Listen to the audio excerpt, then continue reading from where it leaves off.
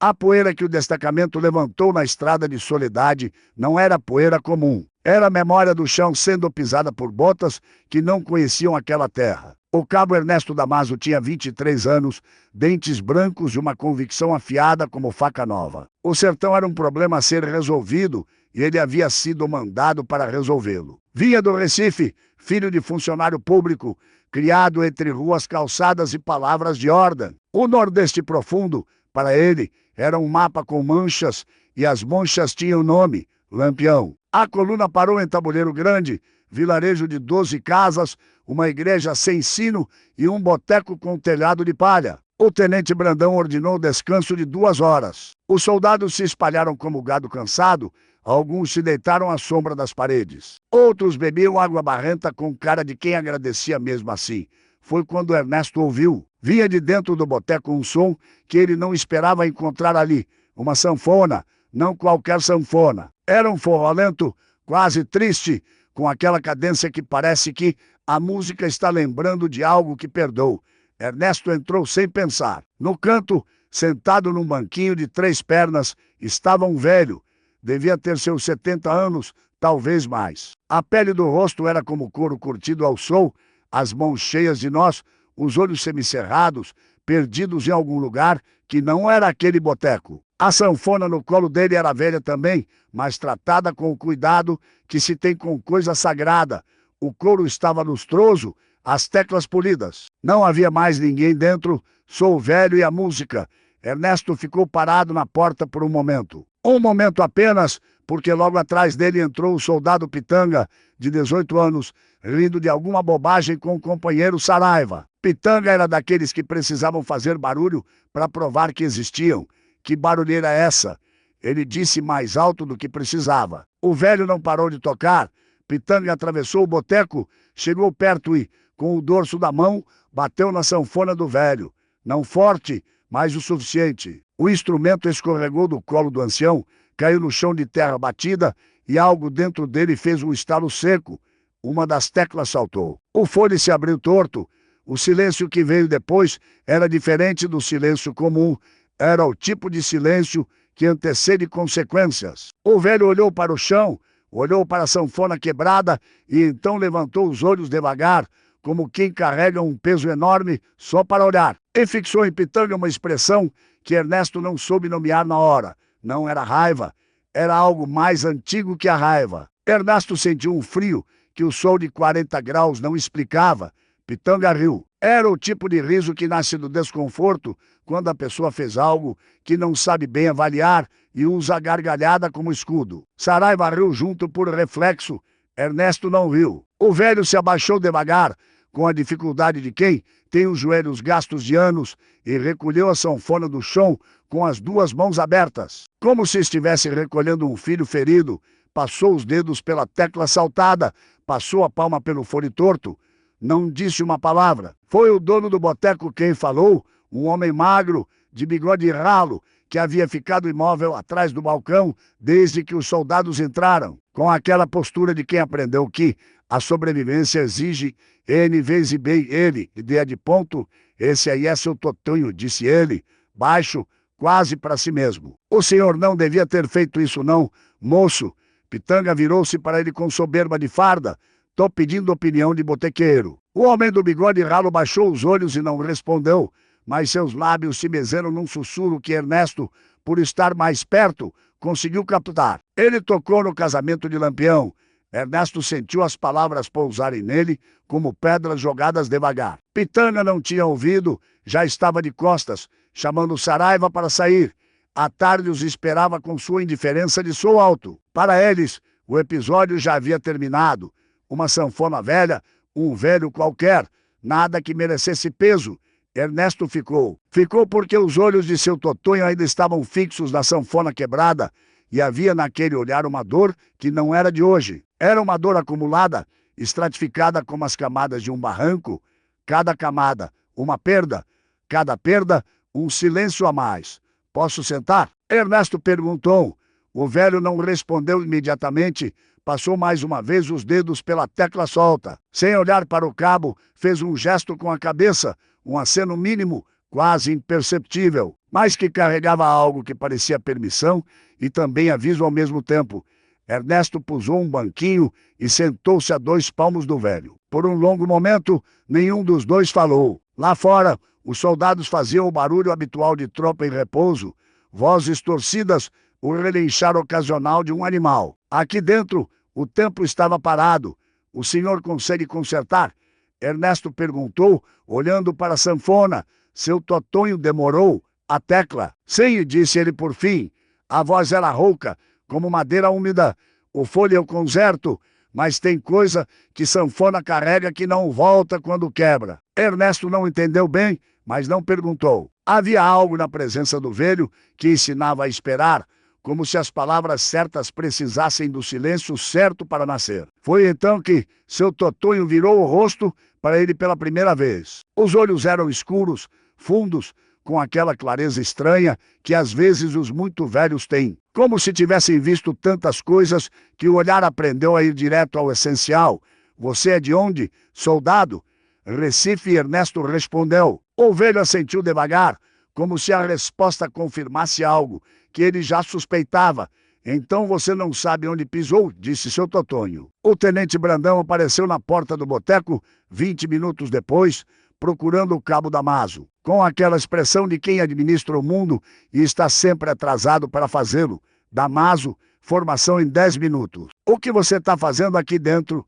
Já vou, tenente. Brandão olhou para o velho, para a sanfona quebrada no colo dele, e não demonstrou nenhum interesse particular. Era o tipo de homem que havia aprendido a não enxergar o que não cabia nos seus relatórios. 10 minutos, repetiu e saiu. Ernesto se levantou, olhou para seu totonho, que havia voltado a examinar o instrumento com aquela atenção minuciosa de quem avalia um estrago profundo. Eu volto, disse Ernesto, e surpreendeu a si mesmo dizendo isso porque não havia planejado. Saiu antes de entender por que havia prometido. A coluna retomou a marcha em direção à Serra Negra, seguindo uma trilha de informantes que indicavam o paradeiro de um dos grupos do bando de Lampião naquela região. Ernesto marchava na fileira da direita, carregando o rifle no ombro, mas sua cabeça havia ficado no boteco. Tem coisa que sanfona carrega que não volta quando quebra.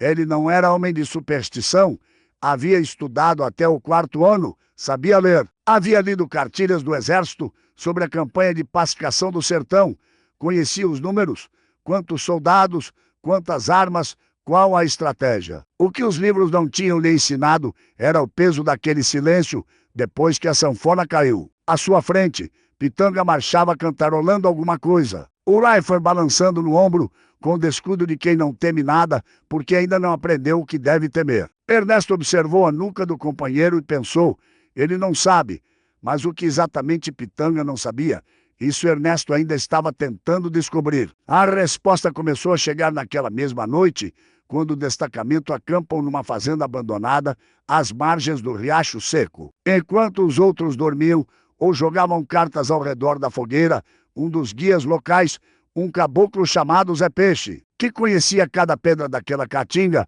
aproximou-se de Ernesto e ficou em pé ao lado dele por um momento, olhando o fogo. Você ficou conversando com seu totonho lá no tabuleiro?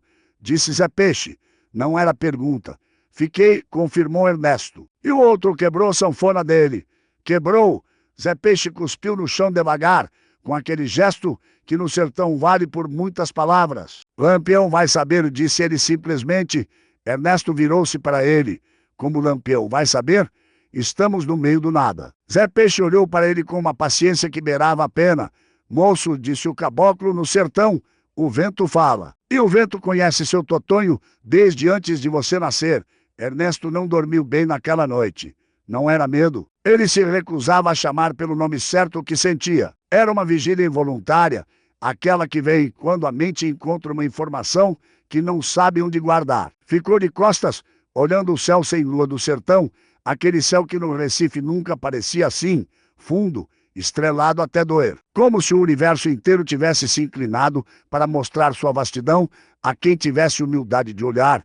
Lampião vai saber. As palavras de Zé Peixe voltavam em ciclos, não como ameaça.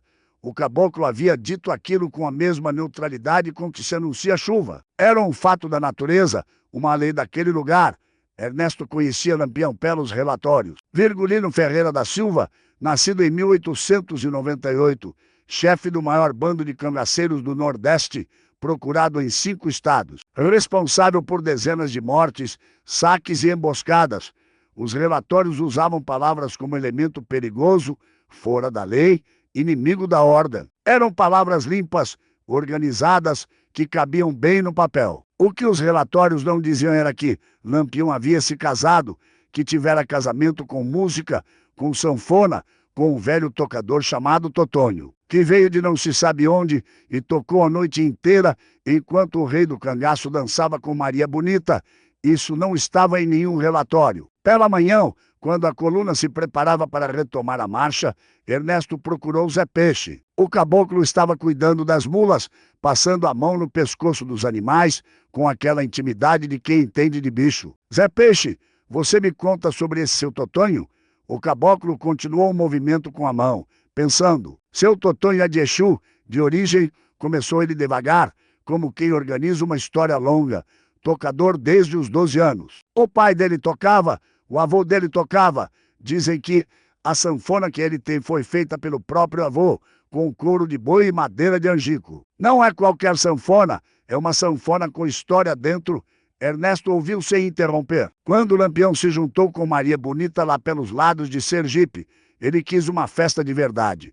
Não cabia no feitio dele casar quieto. Então mandou buscar os melhores tocadores que ele conhecia, e um dos nomes que vieram foi o de seu Totônio, porque ele, especificamente, Zé Peixe parou, olhou para Ernesto com uma expressão entre o espanto e o divertimento, como quem não acredita que precisa explicar o óbvio. Porque seu Totônio toca diferente, moço.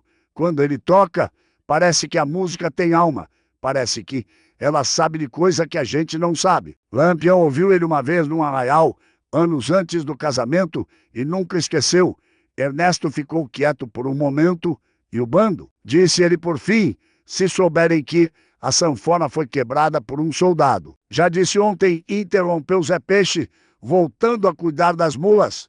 Lampião vai saber. A questão não é se, a questão é quando e o que ele vai fazer com isso. A coluna partiu às 6 da manhã, engolida pela caatinga, que abria e fechava como uma boca cheia de espinhos. Ernesto marchava calado, observando a paisagem que o cercava com olhos diferentes dos de 2 dias atrás. Cada mandacaru era uma sentinela, cada sombra entre as pedras, uma possibilidade. Pitanga seguia à frente, ainda sem saber, ainda sem o peso, e Ernesto carregava por ele, sem querer, aquilo que cedo ou tarde chegaria para os dois. Serra Negra apareceu no horizonte como uma promessa mal cumprida, um amontoado de pedras e esculturas recortando o céu branco de calor, sem sombra generosa, sem água à vista. O vilarejo que havia ali embaixo tinha o nome da serra e o mesmo aspecto, duro, fechado, guardando os segredos lá dentro como pedra guarda a friagem. O tenente Brandão mandou a coluna parar a 300 metros da entrada. Era procedimento padrão, entrar devagar, olhar antes de avançar, não dar bandeira. Ernesto conhecia o protocolo de memória, mas, pela primeira vez desde que havia chegado ao sertão, o protocolo lhe parecia insuficiente. Como se houvesse uma linguagem naquele lugar que os manuais militares simplesmente não cobriam. Brandão chamou Ernesto e outros 2 cabos para o reconhecimento inicial. Zé Peixe veio junto, 3 passos atrás, com aquela presença silenciosa que tinha o dom de ser invisível quando queria. O vilarejo estava acordado, mas quieto com aquela quietude específica de lugar que viu coisa. As mulheres, que normalmente ficavam nas portas, haviam recuado para dentro. Os homens que encontraram tinham olhos de quem não vai dizer nada por decisão, não por ignorância. Brandão foi direto ao ponto com o primeiro homem que encontrou, um ferreiro de mãos enegrecidas que fingia trabalhar numa bigorna já fria. Cangaceiro por aqui nos últimos dias. O ferreiro olhou para o tenente, depois para o chão, depois para o tenente de novo. Não vi nada não, doutor. Era a resposta padrão. Ernesto havia ouvido aquela frase em cada vilarejo que a coluna atravessara. Sempre o mesmo tom, nem assustado demais, nem tranquilo demais. Calibrado, ensaiado pela necessidade. Foi quando Ernesto viu a criança. Uma menina de uns 8 anos, sentada na soleira de uma casa de taipa, brincando com uma boneca de pano. Ela olhava para os soldados sem o medo que os adultos performavam e sem a indiferença que tentavam ensinar. Olhava com curiosidade pura, aquela que ainda não aprendeu que é perigoso demonstrar. Ernesto se aproximou, abaixou no joelho, ficou na altura dela. "Como você se chama?" "Lica", disse a menina. "Lica, você viu homens com chapéu de couro passando por aqui?" A menina pensou por um segundo. Não o tipo de pensamento de quem esconde, mas o de quem genuinamente tenta lembrar. "Vi", disse ela. "Ontem de tarde, eram 4. Pararam para beber água no poço do Zeferino. Um deles tinha uma faca muito grande na cinta." Ernesto sentiu o pescoço do tenente Brandão esticar atrás dele. "Para onde foram?" perguntou Brandão, se aproximando. Mas a menina já havia olhado para a mão que apareceu na porta, uma mulher jovem com olhos fundos de quem passou noite acordada. A mãe não disse nada, só olhou, e a menina aprendeu em 2 segundos o que levava anos para ensinar. "Não sei", disse a menina e voltou a olhar para a boneca. Ernesto ficou ainda um momento agachado, olhando para a criança, e pensou em seu Totonho. Pensou em como aquele lugar inteiro funcionava numa língua que ele não havia sido ensinado a falar. Uma língua de silêncios, de olhares, de meias palavras que diziam mais do que frases inteiras. Levantou-se devagar. Atrás dele, Brandão já interrogava outro morador com a impaciência de quem não entende porque as respostas não chegam na forma que quer. Zé Peixe chegou ao lado de Ernesto e falou baixíssimo, quase sem mover os lábios. "Os 4 que a menina veio... M com faca grande na cinta." "Sim", disse Ernesto, "isso é Corisco. É do bando de Lampião. Faca grande é marca dele. Se Corisco estava aqui ontem, é porque o bando está perto. E se o bando está perto..." Ele não terminou a frase. Não precisava. Ernesto olhou para a serra ao redor e sentiu pela primeira vez com clareza que estava dentro de algo muito maior do que uma operação militar. Estava dentro de uma história, e a história já havia começado antes dele chegar. A coluna acampou na saída de Serra Negra, numa encosta de pedra que o tenente Brandão escolheu por dar visão dos 2 caminhos principais. Era posição defensiva, não ofensiva, e Ernesto notou isso. Brandão estava com medo, mesmo que jamais usasse essa palavra. Usava outras: precaução, estratégia, protocolo. Mas o acampamento virado para fora, as sentinelas dobradas, a voz um tom mais baixa que o NRMAL. Isso não era protocolo, era instinto. Pitanga havia passado o dia sem perceber nada. Marchara, reclamara do calor, comera a farinha com o charque da janta, fazendo graça com Saraiva. E agora dormia com aquela capacidade invejável que tem os que ainda não carregam peso nenhum. Ernesto observou por um momento antes de ir render a sentinela da virada da noite. O céu estava fechado, nuvem sem chuva, que no sertão é uma crueldade específica. O céu prometendo e o chão sabendo que não vai vir nada. Ernesto ficou de sentinela na pedra mais alta, com o rifle atravessado no colo, olhando a caatinga escura à sua frente. Não havia movimento, mas havia uma presença, aquela que não se vê. Só se sente como quando se entra num cômodo onde alguém esteve há pouco tempo e o ar ainda guarda o rastro. Foi Zé Peixe quem veio sentar ao lado dele, sem ser chamado. O caboclo tinha esse costume de aparecer quando era necessário, como se tivesse uma antena invisível sintonizada no que precisava ser dito. "Você está pensando nele", disse Zé Peixe. Não era pergunta. "Em quem?" "Em seu Totonho." Ernesto não respondeu imediatamente. Olhou a escuridão da caatinga, os galhos retorcidos dos juazeiros desenhados contra o céu sem lua. "Tô pensando no que ele disse", admitiu por fim. "Que eu não sei onde pisei ainda." Zé Peixe fez aquele som baixo que tinha. Não era concordância nem discordância, era reconhecimento, o som de quem ouve algo verdadeiro. "Seu Totonho não é homem de muita palavra", disse o caboclo. "Quando ele fala, é porque tem peso." Quando ele disse que você não sabe onde pisou, ele não estava ofendendo, estava abrindo uma porta. Porta para quê? Para entender. Zé Peixe parou. Escolheu as próximas palavras com cuidado, como quem escolhe pedra para atravessar riacho. "Você sabe quantos anos seu Totonho toca sanfona?" "Não sei." 58 anos. Começou com 12, tem 70 agora. Em 58 anos, ele tocou em casamento, em velório, em festa de santo, em noite de cangaceiro, em noite de coronel. Em noite de gente que não tinha nada, ele viu esse sertão inteiro passar na frente dele enquanto tocava. E a sanfona foi o fio que ligou tudo isso. Ernesto ouviu, imóvel. Quando o moço quebrou aquela sanfona, continuou Zé Peixe, não quebrou só o instrumento. Quebrou 58 anos de fio, entende? É como se você pegasse a memória de um homem e jogasse no chão. O silêncio que veio depois era diferente dos outros silêncios da noite. Era um silêncio que pesava. E Lampião, disse Ernesto devagar, ele realmente vai saber? Zé Peixe olhou para ele com aquela paciência. Moço, Corisco estava aqui ontem. Corisco é olho e ouvido de Lampião nessa região. Tudo que acontece num raio de 3 léguas, Corisco sabe. E o que Corisco sabe, Lampião sabe em 2 dias. Ernesto calculou mentalmente 2 dias. A coluna estava a menos de 1 légua de Tabuleiro Grande. Então Lampião já sabe, disse ele. Ou vai saber amanhã, confirmou Zé Peixe e se levantou, sacudindo a poeira das calças com aquela calma de quem não tem pressa, porque sabe que o tempo do sertão não adianta empurrar. Dorme um pouco, cabo. Amanhã o dia vai ser comprido. Ernesto ficou sozinho na pedra. Lá embaixo, no acampamento, Pitanga dormia sem saber que havia quebrado mais do que uma sanfona. Havia quebrado um elo entre 2 mundos. E os 2 mundos agora estavam se movendo em direção ao ponto onde tudo isso haveria de encontrar seu peso. A manhã de Serra Negra chegou com uma luz cor de cobre que transformava cada pedra numa brasa apagada. Ernesto havia cochilado 1 hora no máximo, sentado contra a rocha, e acordou com a claridade, batendo nos olhos como advertência. O tenente Brandão reuniu a tropa antes do café.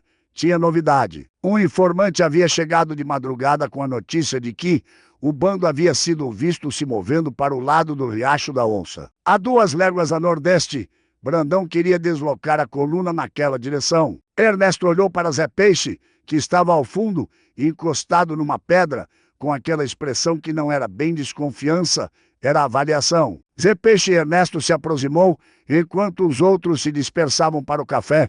Esse informante, você conhece? O caboclo demorou 1 segundo a mais que o necessário para responder. Conheço de vista.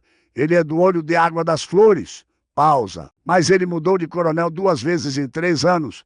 Ernesto entendeu o que não foi dito. Você acha que é armadilha? Não sei se é armadilha, disse Zé Peixe, cuidadoso. Sei que homem que muda de dono com facilidade é homem que serve a quem paga melhor no momento. E nesse sertão, o que paga mais no momento pode ser Lampião. Ernesto ficou parado por um momento, olhando o tenente Brandão, que já dobrava o mapa com a determinação de quem tomou decisão e não quer mais perguntas. Eu preciso voltar a Tabuleiro Grande, disse Ernesto de repente. Zé Peixe olhou. Eu sei, disse o caboclo simplesmente, como se já soubesse desde antes. Preciso falar com seu Totonho, completou Ernesto. Antes que Lampião chegue primeiro, completou Zé Peixe. Ernesto foi falar com Brandão. Pediu licença para retornar ao vilarejo anterior com o pretexto de checar informação sobre o abastecimento de água da coluna, uma justificativa menor, burocrática, do tipo que Brandão aprovava porque não exigia que ele pensasse muito. O tenente assentiu com a cabeça sem tirar os olhos do mapa. Você e mais um. Volta antes do meolha. Ernesto levou Zé Peixe. Fizeram o caminho de volta a pé pela estrada poeirenta, no silêncio confortável de 2 homens que não precisam preencher o ar com palavras. A caatinga ao redor estava viva, com o barulho miúdo das coisas pequenas, insetos, passarinhos na sombra rala dos arbustos, o vento passando nas folhas finas do xique-xique como dedos em páginas de livro. Tabuleiro Grande estava igual. 12 casas, uma igreja sem sino, o boteco com telhado de palha, como se o tempo naquele lugar não se movesse, ou se movesse por dentro, invisível. Enquanto a casca ficava parada, o boteco estava aberto. O dono de bigode ralo estava varrendo o chão de terra batida quando eles entraram. Levantou os olhos, viu Ernesto e houve naquele olhar um reconhecimento que beirava o alívio. Seu Totonho está?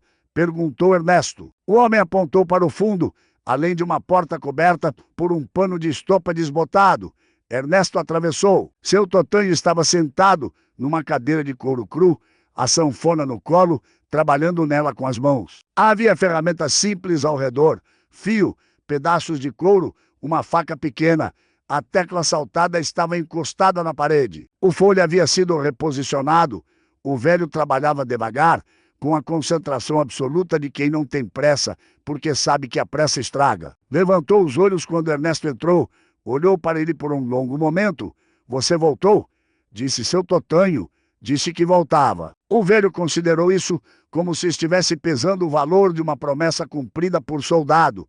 "Senta", disse ele por fim, e Ernesto sentou. E desta vez o silêncio entre os dois tinha uma qualidade diferente. Não era o silêncio de dois estranhos. Era o silêncio de dois homens que estavam prestes a começar uma conversa que nenhum dos dois saberia onde ia terminar. Seu Totonho não começou falando do casamento, começou falando das mãos. "Olha aqui", disse ele, estendendo as duas mãos abertas na direção de Ernesto com a naturalidade de quem mostra algo que não precisa de explicação, mas que vai dar uma a si mesmo. "Você vê esses nós?" Ernesto olhou. As mãos do velho eram um mapa de trabalho, as juntas inchadas, os dedos levemente curvados para dentro. A pele com aquela textura de quem passou a vida inteira em contato com couro, madeira e corda. "Cada nó desse é um ano de sanfona", disse seu Totonho, recolhendo as mãos devagar. "Não é poesia, não é literalmente verdade. Quando você toca muito, os dedos vão se moldando ao instrumento. A sanfona deixa marca na gente e a gente deixa a marca na sanfona." Voltou a trabalhar no fole, passando o fio com uma agulha grossa, os pontos regulares como respiração. "Essa sanfona tem 70 anos", continuou ele. "Meu avô fez quando tinha 30. Usou couro de boi que ele mesmo curtiu, madeira de angico que ele mesmo derrubou. Levou 4 meses. Naquele tempo, 4 meses era muito. Tinha roça para cuidar, tinha família para sustentar. Mas ele fez assim mesmo, porque sabia que estava fazendo coisa que ia durar além dele." Ernesto ficou quieto, deixando as palavras chegarem no ritmo que queriam. "Quando meu avô morreu, a sanfona foi pro meu pai. Quando meu pai morreu, veio para mim. E eu não tenho filho homem, tenho 2 filhas casadas longe, em Alagoas. Então, eu não sei ainda para quem essa sanfona vai quando eu for." Pausa. "Ou ia antes de ontem." A última frase caiu no ar como uma pedra no poço, sem drama, sem acusação, só o peso do fato. "O fole vai ficar bom?" perguntou Ernesto. "O fole fica. A tecla eu já encaixei hoje de manhã." Seu Totonho levantou o instrumento e mostrou onde havia trabalhado. A tecla estava no lugar, fixada com couro novo, mas tem uma rachadura no madeiramento interno aqui. "Oh, essa não conserto sozinho. Precisa de luthier. E luthier aqui perto só tem em Caruaru. Caruaru é longe." "É longe", confirmou o velho, sem lamento, apenas constatação. Ernesto olhou para a rachadura que seu Totonho apontava. Uma linha fina no madeiramento interno, quase invisível, mas que ele sabia que estava lá. "Eu posso tentar conseguir recursos para o conserto", disse Ernesto. Ouviu as próprias palavras e não soube bem de onde haviam vindo. Não era protocolo militar, era outra coisa. Seu Totonho olhou por um longo momento. "Por quê?" perguntou o velho diretamente. Ernesto não tinha resposta pronta. Ficou com a pergunta na boca por alguns segundos. "Porque foi um homem do meu destacamento que quebrou?" Disse por fim. "Não foi você, mas eu estava lá." Seu Totonho considerou isso. Voltou a olhar para a sanfona. "Você sabe que Lampião vai saber?" Disse o velho sem levantar os olhos. "Sei." "E você veio mesmo assim?" "Vim."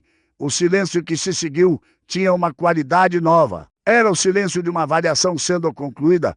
Ernesto sentiu que estava sendo pesado por uma balança que não usava os critérios que ele conhecia. Seu Totonho pousou a sanfona com cuidado nos joelhos e olhou para o cabo com aquela clareza de olhos fundos. "Então, eu vou te contar sobre o casamento", disse o velho.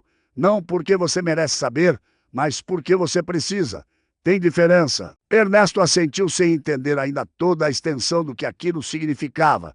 "Era julho", começou seu Totonho, e a voz mudou de qualidade. Ficou mais lenta, mais funda, como quem desce escada para um lugar mais importante. "Julho de 29. O calor era desse tipo que não tem desculpa, que não diminui nem de noite.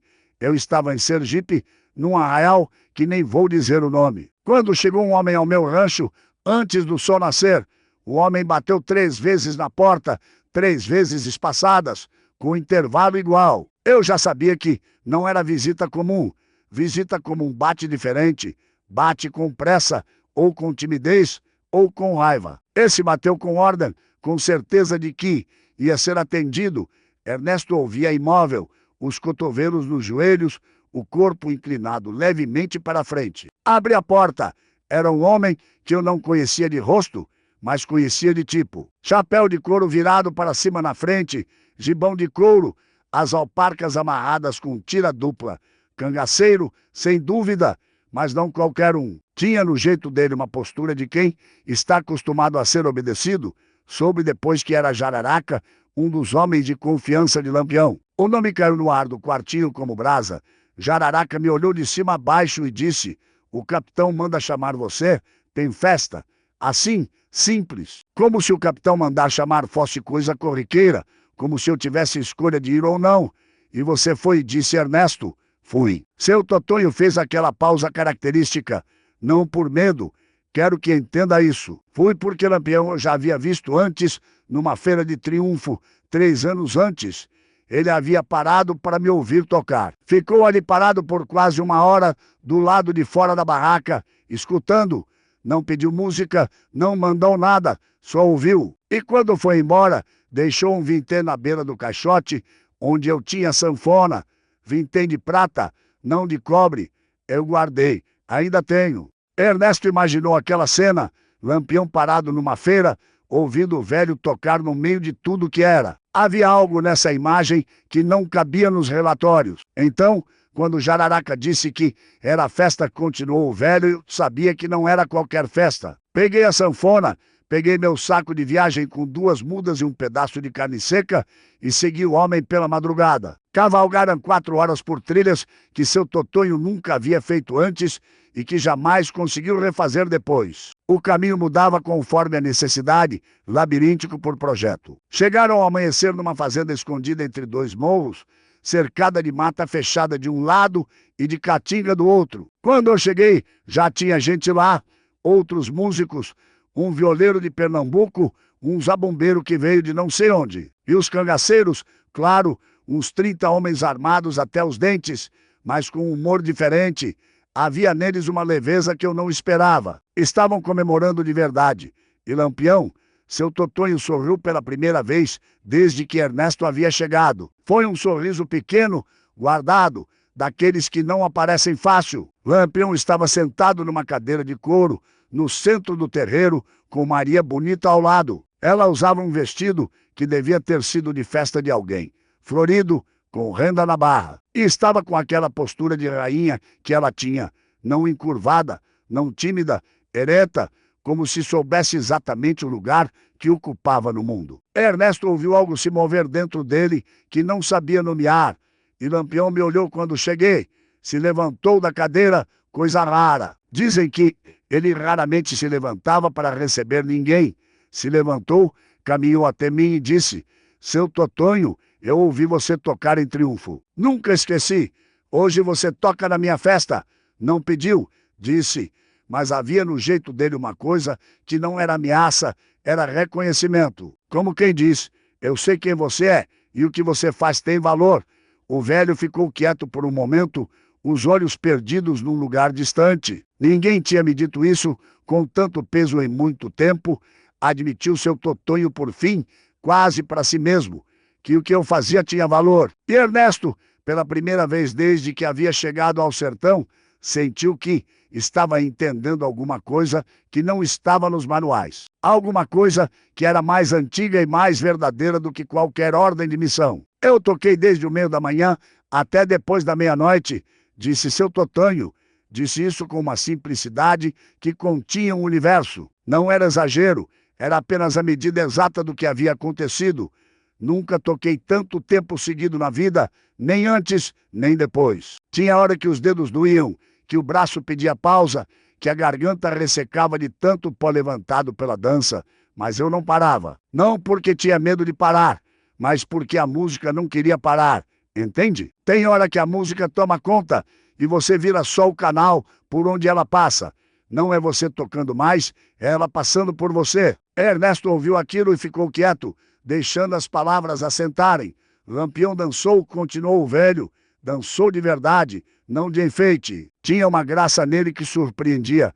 Homem daquele tamanho de fama, daquele peso de história, mas quando dançava, ficava leve. Maria Bonita dançava junto e os dois pareciam uma coisa só. Os cangaceiros faziam roda ao redor, batendo palma. Há alguns dançando também com as mulheres que estavam lá. Tinha mulheres no bando, algumas. Maria Bonita não era a única, mas era a única que importava naquele dia.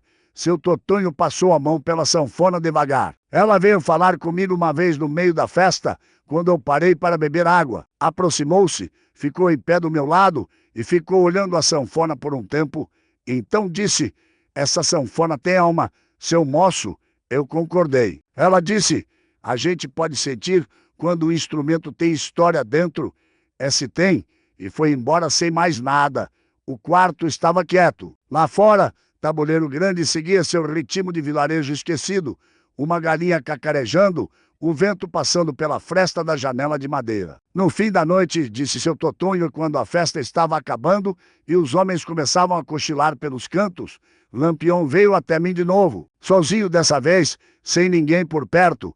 Sentou no chão ao lado de onde eu estava, como qualquer homem simples sentaria. E ficamos em silêncio por um tempo. Ernesto imaginou aquela cena, o rei do cangaço sentado no chão de terra batida, ao lado de um velho tocador, no silêncio depois da festa. Então ele perguntou: "Seu Totonho, você tem medo de mim?" O velho fez uma pausa. Eu pensei antes de responder. Não quis mentir, mas também não quis ser tolo. Disse: "Tenho respeito, capitão." Medo é diferente. Ele ficou olhando para o chão por um momento. Então disse: "Respeito é melhor. Medo não presta para nada.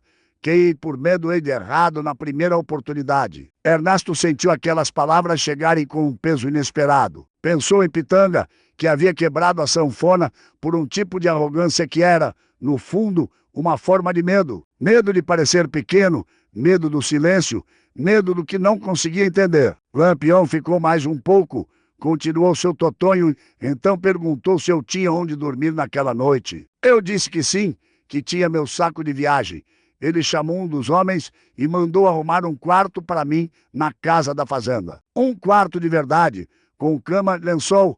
O velho fez aquele sorriso guardado de novo. Dormi melhor naquela noite do que em muitas outras. E de manhã, quando acordei, o bando já havia partido. A fazenda estava quase vazia. Só os donos com aquela cara de quem sobreviveu a algo e ainda não sabe bem como se sente sobre isso. Na mesa da cozinha tinha café passado e um embrulho com meu nome escrito por fora, o que tinha dentro. Seu Totonho foi até um canto do quarto, abriu uma caixa de madeira velha que ficava embaixo de um pano e tirou de dentro um objeto embrulhado em couro fino. Amarrado com um tira de couro trançado, voltou para a cadeira e pousou o embrulho no colo com aquele mesmo cuidado que tinha com a sanfona. Não abriu, apenas pousou a mão em cima. Dentro tinha uma faca de ponta com cabo de osso, disse ele, e um bilhete escrito à mão, com letra que claramente não era costume de quem escrevia muito. Devia ter custado esforço. Dizia: "Pô, o senhor Totonho, que faz a música ter alma." Virgulino. Ernesto ficou olhando para o embrulho por um longo momento. Virgulino repetiu, baixo: "O nome de batismo, não o apelido de lenda." "O nome de gente." Virgulino confirmou seu Totonho. "É isso que pouca gente entende. Por trás do Lampião tinha um homem que dançou, que dormiu, que agradeceu com letra difícil, num bilhete amassado." Parou. "E foi esse homem que mandou chamar para tocar no casamento dele. Não a lenda, o homem." Ernesto ficou quieto por um longo tempo depois disso. Lá fora, o sol havia subido e o calor começava a fazer o ar tremer sobre a terra seca. Pensou nos relatórios, nas palavras limpas e organizadas, no elemento perigoso e no inimigo da ordem. E pensou em Virgulino, sentado no chão de terra batida depois de uma festa, perguntando a um velho tocador se ele tinha medo. Havia um abismo entre essas duas imagens e Ernesto, pela primeira vez, estava parado na beira desse abismo, olhando para os dois lados. Zé Peixe entrou no quartinho com passos rápidos e aquela expressão que Ernesto já havia aprendido a reconhecer. Não era pânico, era alerta. A diferença entre os dois era sutil, mas importante. Pânico paralisa, alerta movimenta. Cabo, disse o caboclo baixo, temos que ir. Ernesto levantou os olhos. Seu Totonho também olhou para o caboclo e, no olhar do velho, havia um reconhecimento imediato. Ele sabia o que aquele tom de voz significava. O que foi? Perguntou Ernesto. Menino lá fora veio correndo da estrada de cima. Disse que viu cavaleiros. 5, 6 homens, chapéu de couro. Vem devagar, mas vem nessa direção. O silêncio que se seguiu durou menos de 2 segundos. Quanto tempo? Perguntou Ernesto. 20 minutos, talvez menos. Ernesto se levantou, olhou para seu Totonho, que havia ficado imóvel na cadeira, a sanfona ainda no colo, a mão em cima do embrulho com a faca de lampião. O rosto do velho estava calmo, com aquela calma que não é ausência de emoção, é presença de aceitação. Seu Totonho, disse Ernesto, o senhor precisa sair daqui.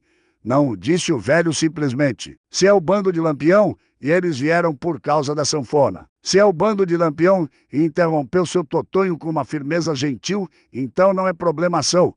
É conversa minha com eles. Já fui apresentado. Você não. Ernesto ficou parado, dividido entre o instinto de soldado, que mandava recuar, e algo mais novo, mais difícil de nomear, que mandava ficar. Vai, cabo, disse seu Totonho. A voz era quase paternal. Você veio, ouviu?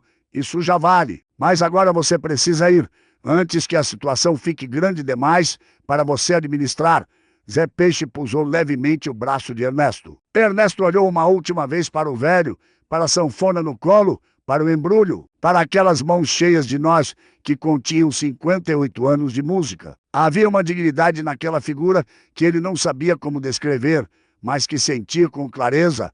Eu volto, disse Ernesto pela segunda vez. Seu Totonho olhou por um momento, então assentiu, aquele aceno mínimo de antes, que era ao mesmo tempo permissão e algo mais. Ernesto e Zé Peixe saíram pelo fundo do boteco, pela porta dos fundos, que dava num corredor de taipa coberto de sombra, e de lá para um caminho estreito, entre as casas, que levava para a saída sul do vilarejo. Correram agachados pelos últimos metros até a caatinga, onde se jogaram entre os arbustos espinhosos, sem reclamar dos arranhões. Da posição onde estavam, ocultos entre os chique-chiques e mandacarus, podiam ver a entrada norte de Tabuleiro Grande.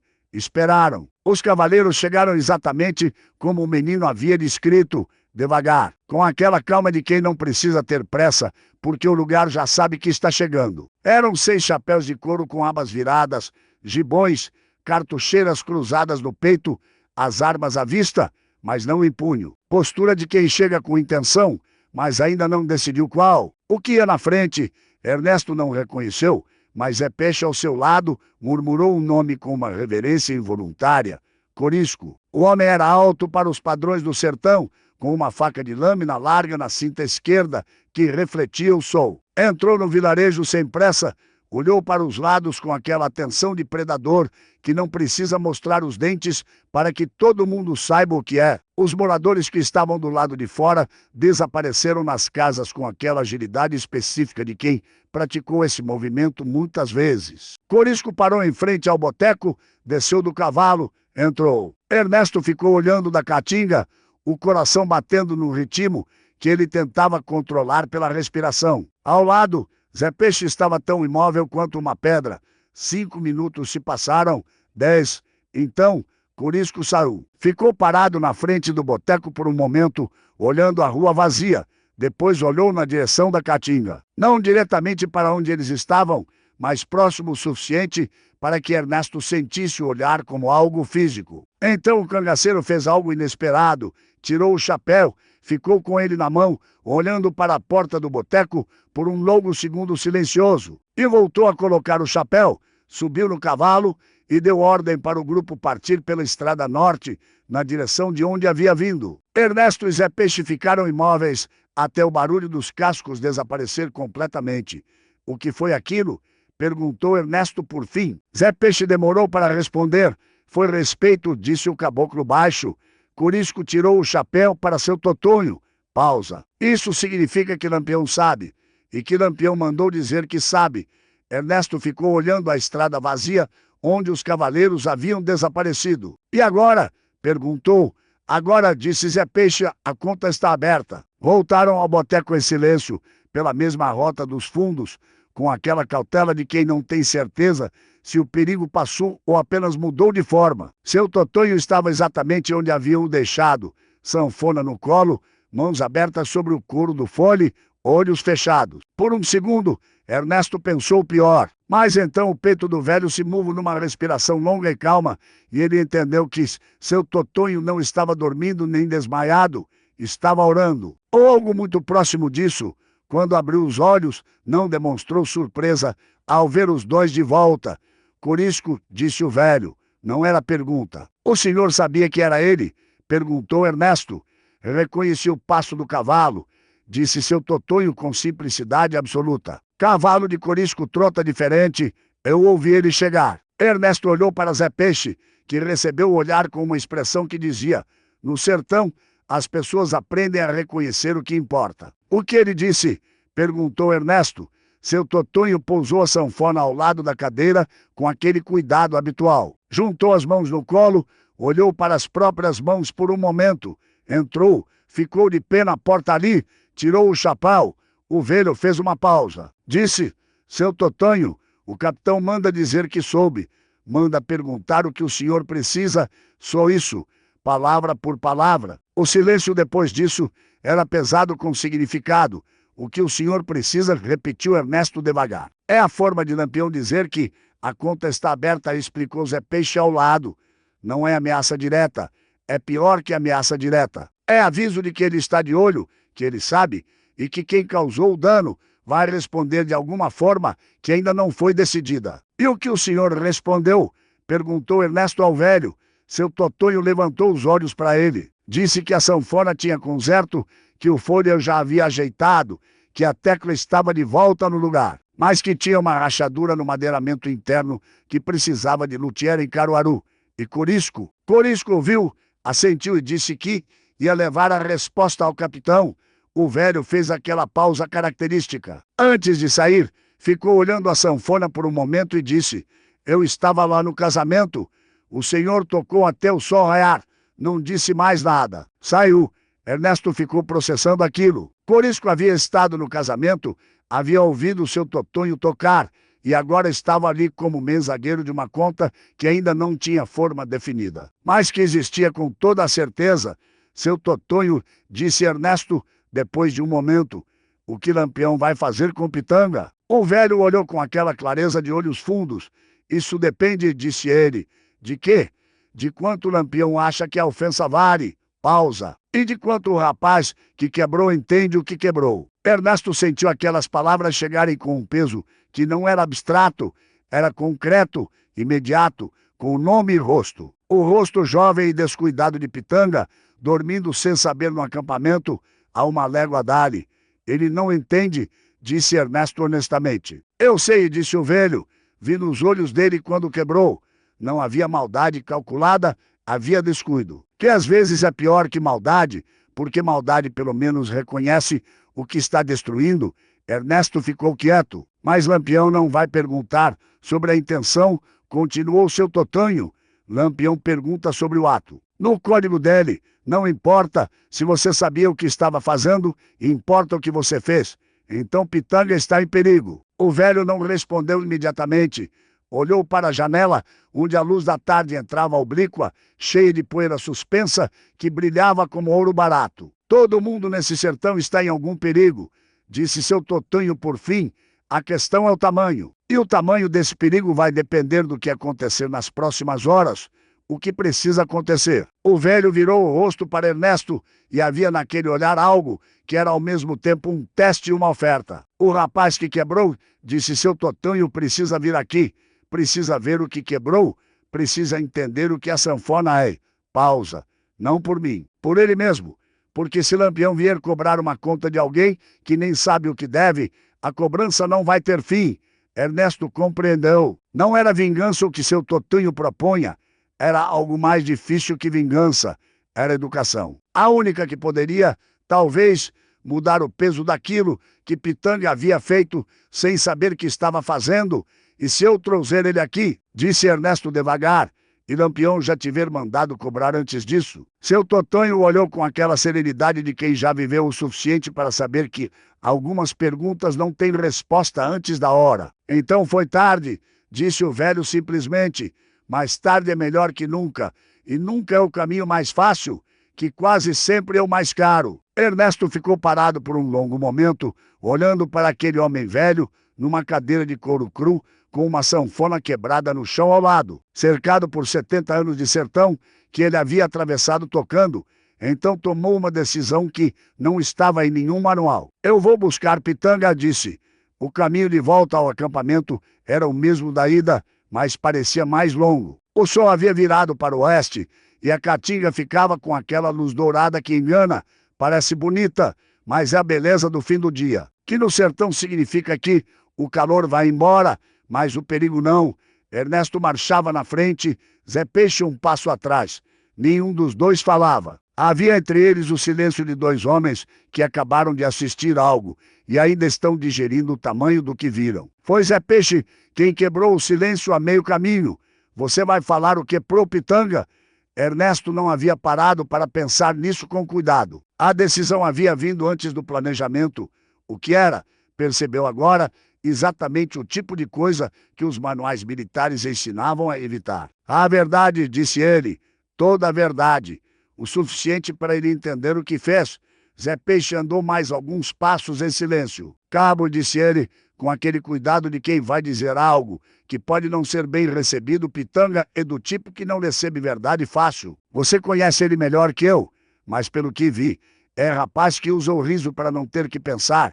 Ernesto sabia que o caboclo estava certo. Havia uma armadura em Pitanga, não de couro, não de ferro, mas de leveza forçada, de gargalhada fácil, de descaso performático. Era a armadura de quem aprendeu cedo que demonstrar seriedade é demonstrar vulnerabilidade.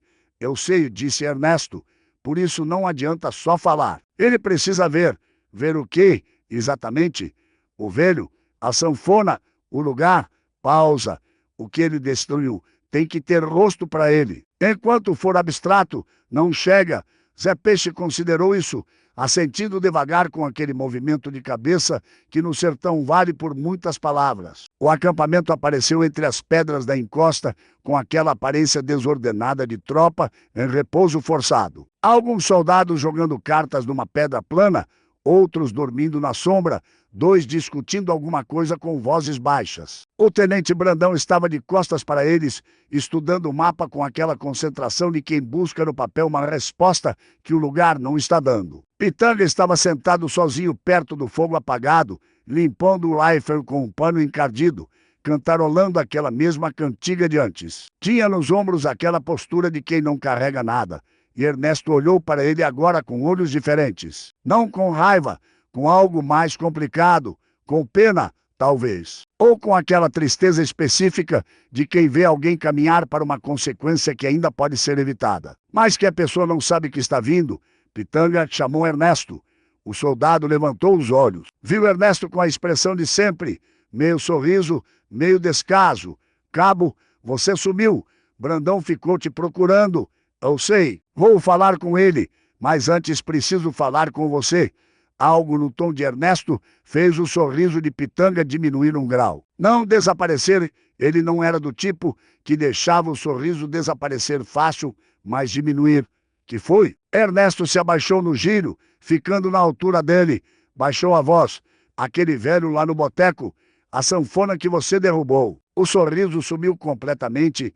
Ah, isso... Pitanga voltou a olhar para o rifle, afastando o assunto com o movimento dos olhos. Foi sem querer, Cabo. Só dei um tapa na coisa. Não sabia que ia cair assim.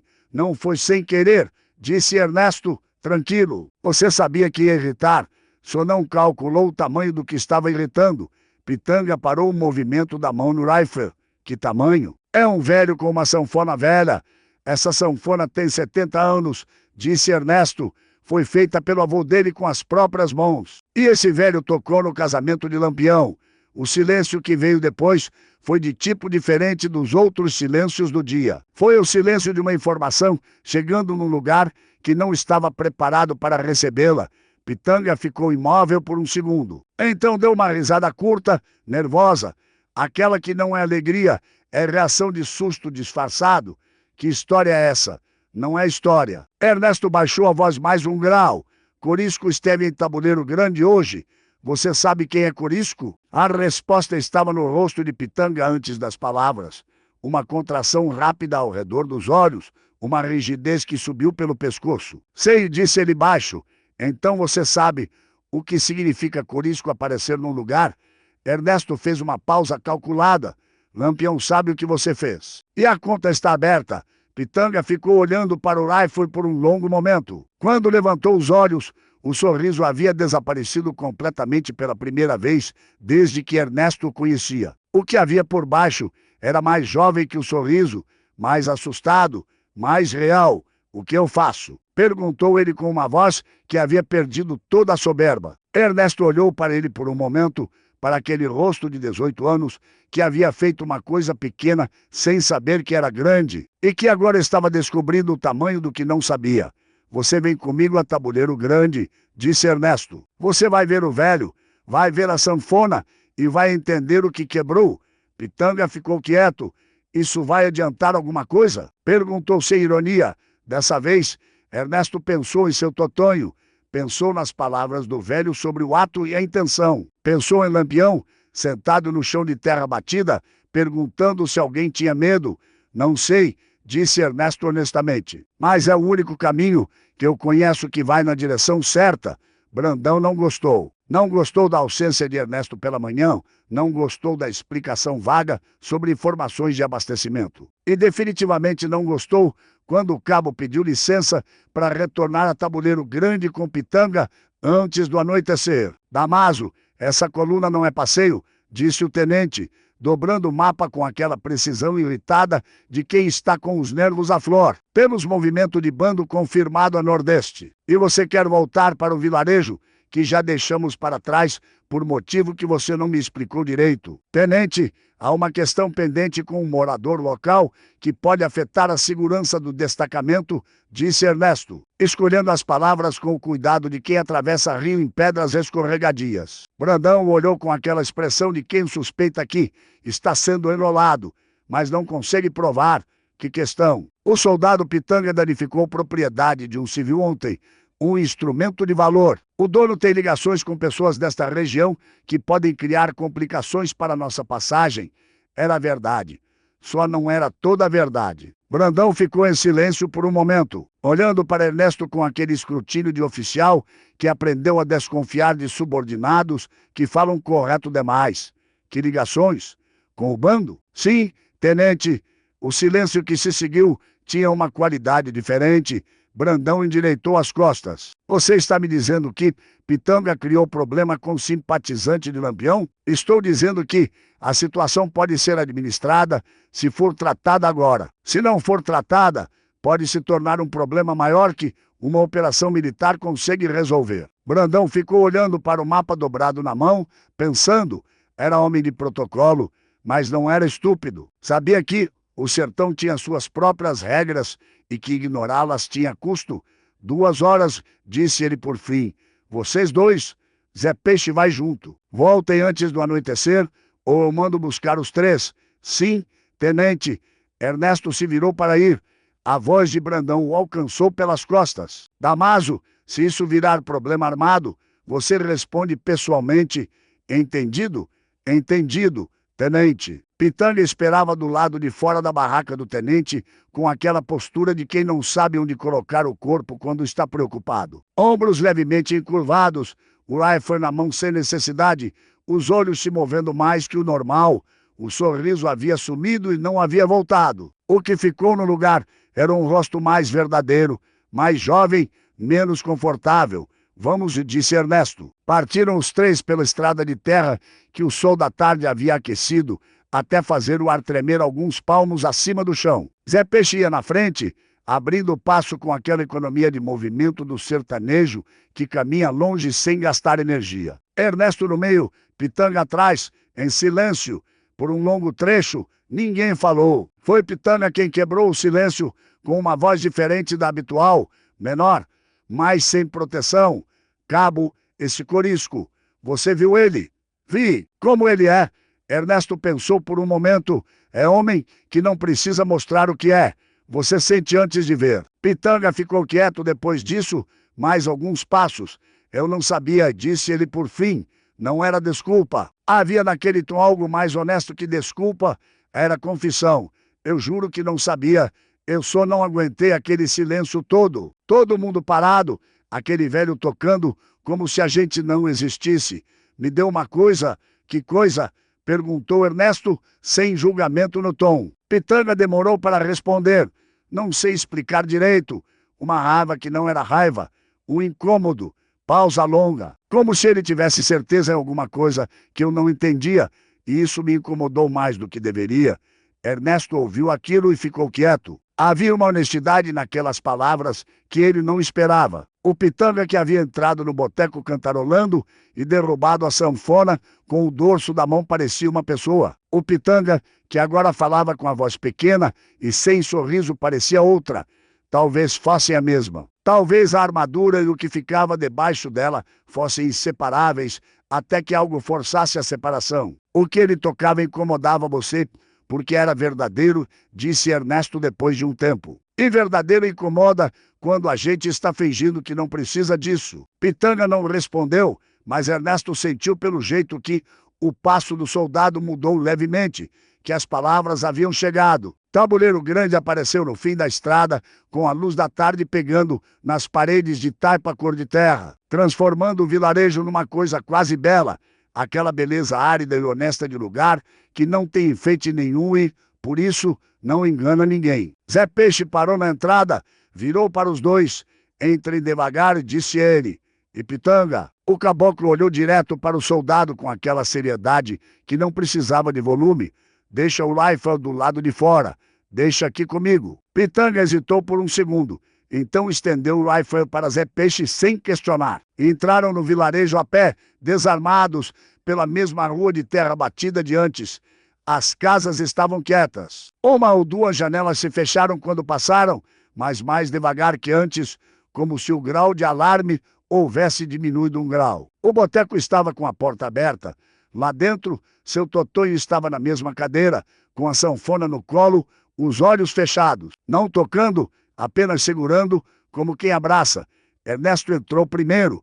Pitanga parou na porta, exatamente onde havia parado na véspera. Só que desta vez parou de verdade. Seu Totonho abriu os olhos, olhou para Ernesto, depois olhou para Pitanga. E Pitanga, pela primeira vez desde que Ernesto o conhecia, não fez nada para se proteger. Ficou parado na soleira, olhando para o velho e para a sanfona, com o rosto completamente aberto. O silêncio entre os dois durou o tempo que dura uma vida inteira quando precisa ser entendido em alguns segundos. Então, seu Totonho fez um gesto com a cabeça, aquele aceno mínimo na direção do banquinho vazio. Senta, rapaz, disse o velho. Você tem coisa para aprender. Pitanga sentou no banquinho com aquela rigidez de quem não sabe como ocupar o próprio corpo quando não tem armadura. Os ombros levemente erguidos, as mãos nas coxas, os olhos fixos no velho com uma atenção que parecia custar esforço, como um músculo que não estava acostumado a ser usado daquele jeito. Seu Totonho não começou falando. Pegou a sanfona com as duas mãos, posicionou-a no colo com aquele cuidado de sempre e começou a tocar. Não era forró. Era algo mais lento, mais fundo, uma melodia que não tinha nome, mas que parecia ter memória. Uma dessas músicas que o sertão guarda nas pedras e no vento e que de vez em quando um tocador consegue encontrar e trazer para fora. Ernesto ficou encostado na parede. Zé Peixe havia ficado do lado de fora com os rifles. O dono do boteco havia desaparecido discretamente para o fundo, com aquele talento de se tornar invisível quando o momento pede. Pitanga ouviu. Ouviu de verdade, dessa vez sem o incômodo de antes, sem a inquietação que havia virado o gesto destrutivo. Ouviu com aquela tensão involuntária que acontece quando algo chega antes que a defesa possa ser levantada. A música durou talvez 5 minutos. Quando parou, o silêncio tinha uma textura diferente, não vazio, mas cheio, como quando uma vela se apaga e o escuro que vem não é ausência de luz, mas presença de outra coisa. Seu Totonho baixou as mãos, olhou para Pitanga. Você ouviu alguma coisa? Perguntou o velho. Pitanga ficou com a pergunta por um momento. Não respondeu de pronto como faria normalmente. Pensou. Ouvi, disse ele. Não sei o que é, mas ouvi. Seu Totonho assentiu, como se essa fosse a resposta certa, não pela precisão, mas pela honestidade. O que você ouviu tem 70 anos. Começou quando meu avô fez essa sanfona e aprendeu a primeira música nela. Cada pessoa que ouviu esse instrumento deixou alguma coisa dentro dele. Não é poesia, é verdade. Instrumento guarda o que passa por ele, como parede de casa guarda cheiro de quem morou. Pitanga olhou para a sanfona com olhos diferentes dos de ontem. Quando você derrubou, continuou seu Totonho, sem acusação no tom, apenas peso, eu ouvi a rachadura. Não foi o barulho da madeira, foi o barulho de 70 anos se partindo. Entende a diferença?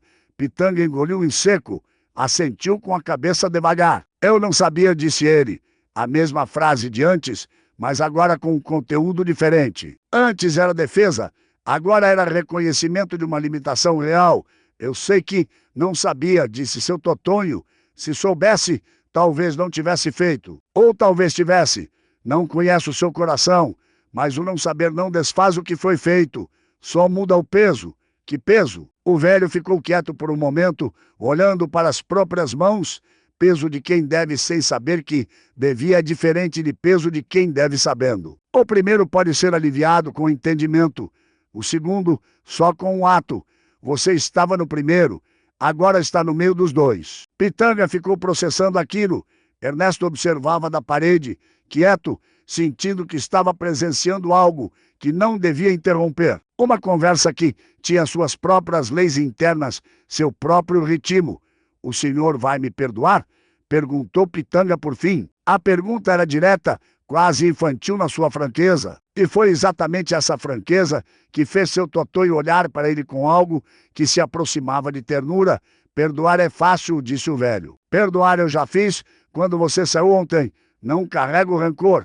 É peso que não serve para nada. Pausa.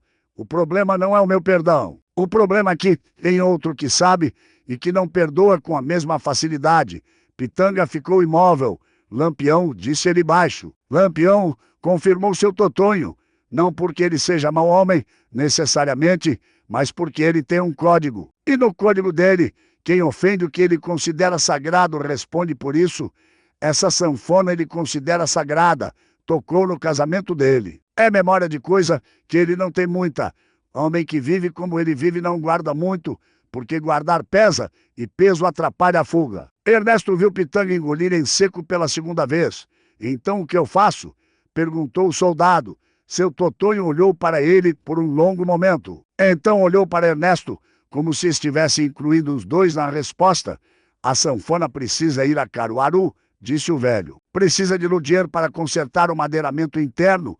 Isso custa dinheiro e custa viagem. Pausa. Se você arranjar o dinheiro e a forma de levá-la, isso não apaga o que foi feito, mas muda a história. Passa de ato de descuido para ato de responsabilidade. E histórias que mudam de direção têm peso diferente quando chegam aos ouvidos certos. Aos ouvidos de Lampião, disse Ernesto. Aos ouvidos de Lampião, confirmou o velho. Pitanga ficou olhando para a sanfona por um longo tempo. Para a tecla recém-encaixada, para o fone remendado, para a rachadura invisível no madeiramento interno que guardava 70 anos de música e memória. Quanto custa?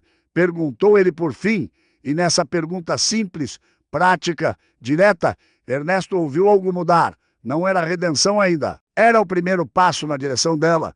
O momento em que uma pessoa para de perguntar por que aconteceu e começa a perguntar o que eu faço agora. Seu Totonho olhou para ele com aquele sorriso guardado, pequeno, que aparecia raramente. Mais do que você tem no bolso, disse o velho. Mais menos do que você vai dever se não fizer nada. O dinheiro era o problema menor. O problema maior era o tempo. Ernesto calculou enquanto voltavam para o acampamento, o sol já quase na linha do horizonte, tingindo a caatinga de laranja e sombra. Brandão havia dado 2 horas. Haviam usado quase 3. O tenente estaria esperando com aquela impaciência contida de oficial que estabelece prazo e não gosta de vê-lo descumprido. Pitanga caminhava ao lado de Ernesto em silêncio.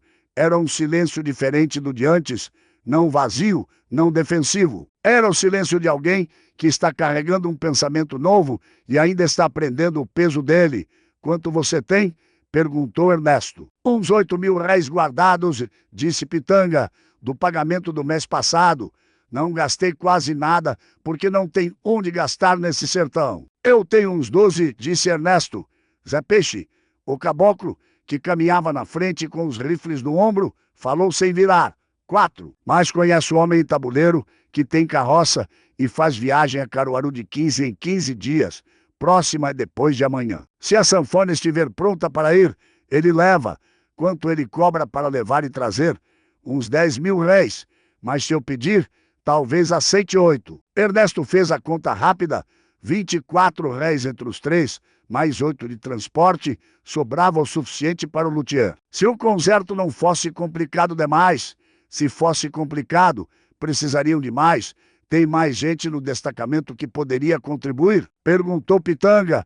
Ernesto olhou para ele. Havia algo nessa pergunta que o surpreendeu, não a lógica prática dela, mas o fato de Pitanga já estar pensando nisso. Já estava calculando como resolver, não apenas como escapar.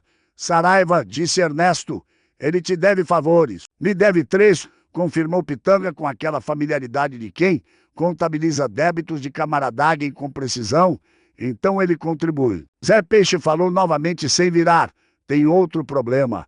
Qual? Perguntou Ernesto. A sanfona chegar a Caruaru e voltar consertada resolve o lado do instrumento, mas não resolve o lado de Lampião. Lampião precisa saber que foi feito e precisa saber por quem foi feito. Pausa. A notícia tem que chegar a ele antes que a conta vença. Como a notícia chega a Lampião? Perguntou Pitanga. Pelo mesmo caminho que a notícia do estrago chegou, disse Zé Peixe com aquela simplicidade de quem explica o óbvio pelo vento. Pela gente do sertão que fala. Corisco passou por tabuleiro hoje. Corisco vai passar de novo ou vai mandar alguém? É só garantir que, quando passarem, a história que contam seja diferente da de ontem. E quem garante isso? Perguntou Ernesto. Zé Peixe finalmente virou o rosto para ele com aquela expressão entre o sério e o quase divertido. Seu Totonho garante. Se seu Totonho conta para o próximo que aparecer que o soldado voltou, que o soldado assumiu, que a sanfona foi para Caruaru consertar. Essa história chega a Lampião com outro peso. Ernesto pensou nisso, viu uma lógica naquilo que era completamente diferente da lógica militar. No sertão, disse Zé Peixe, como se estivesse lendo o pensamento de Ernesto, a versão que chega primeiro é a que fica. Pitanga ouviu tudo aquilo com aquela atenção nova que havia desenvolvido desde a conversa com seu Totonho. Então disse devagar, então eu preciso voltar lá amanhã com o dinheiro e deixar a sanfona ir para Caruaru. Sim, disse Ernesto. E Brandão? Brandão é problema meu, disse Ernesto, e surpreendeu a si mesmo com a firmeza disso. Chegaram ao acampamento com o último fio de luz alaranjada no horizonte. Brandão estava de pé na entrada, os braços cruzados, com aquela expressão de relógio ultrapassado. Damaso, 2 horas.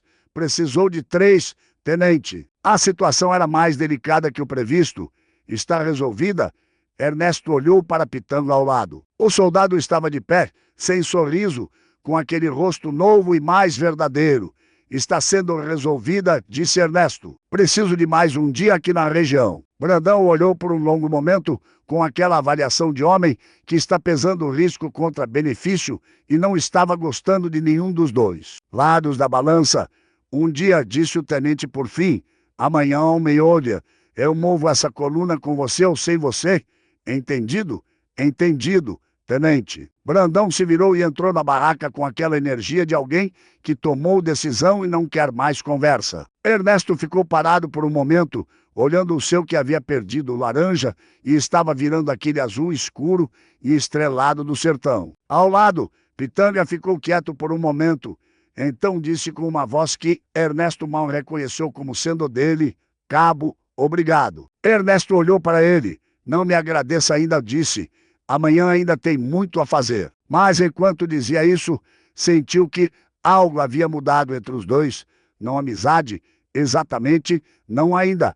Era outra coisa. Era o reconhecimento mútuo de 2 homens que estavam juntos aprendendo o tamanho do lugar onde haviam pisado. A noite no acampamento foi longa, da forma que só as noites de véspera conseguem ser, aquelas em que o corpo está deitado, mas a cabeça está de pé. andando em círculos pelos mesmos pensamentos, sem encontrar saída. Ernesto ficou de costas no chão duro, olhando o céu estrelado através da abertura da barraca. Ouviu a respiração pesada dos outros soldados ao redor, o barulho distante de um animal na caatinga. O vento passando pelos galhos secos com aquele som que no sertão parece sempre estar dizendo alguma coisa que falta vocabulário para entender. Pensou em seu totanho, pensou na sanfona, pensou em Lampião sentado no chão de terra batida depois de uma festa com a letra difícil de um bilhete de agradecimento. Pensou no abismo entre os relatórios e aquela imagem. Havia algo que o incomodava, não com desconforto ruim, mas com aquele tipo de incômodo que significa que uma crença está sendo reavaliada. Ele havia chegado ao sertão com um mapa de palavras ordenadas, categorias definidas, inimigos identificados. E o sertão estava se mostrando um lugar que não cabia em mapa nenhum. Não porque fosse caótico, mas porque tinha suas próprias ordens, suas próprias categorias. Seus próprios mapas escritos numa língua que ele havia passado 23 anos sem aprender. Adormeceu pouco antes do amanhecer, com o céu já perdendo as estrelas no leste. Acordou com Pitanga sacudindo o ombro dele. Cabo, já tem luz. Ernesto se sentou. Pitanga estava de pé, já com as botas calçadas, o rosto lavado com a água escassa do cantil. Havia nele aquela agitação específica de quem tomou decisão durante a noite e não vê a hora de executar antes que a coragem resfrie. Falei com Saraiva, disse Pitanga, baixo para não acordar os outros. Ele entra com 6.000 réis. Diz que eu estava devendo há muito tempo mesmo. Bom, Ernesto se levantou, sacudiu a poeira da farda. Quanto ficou? Pitanga fez a conta rápida nos dedos. 8 meus, 12 seus, 4 de Zé Peixe, 6 de Saraiva, 30 no total. 8 pro homem da carroça, sobra 22 pro luthier. Deve ser suficiente, disse Ernesto. Se não for, eu cubro o resto. Pitanga olhou com aquela expressão de quem quer dizer alguma coisa, mas não sabe como. Não precisava entrar com tanto, disse ele por fim. Precisava, disse Ernesto simplesmente.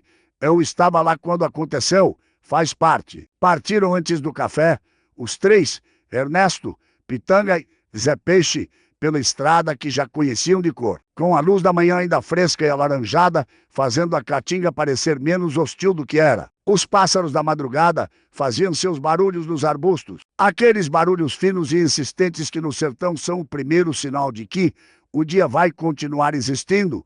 Ninguém falou muito no caminho. Via-se entre os três a concentração de quem está indo fazer algo que não tem como desfazer depois de feito. Tabuleiro Grande acordava quando chegaram, uma mulher varrendo à frente da casa, um homem levando bolo pelo cabresto. A menina Lica, que Ernesto havia visto em Serra Negra, apareceu na porta de uma casa.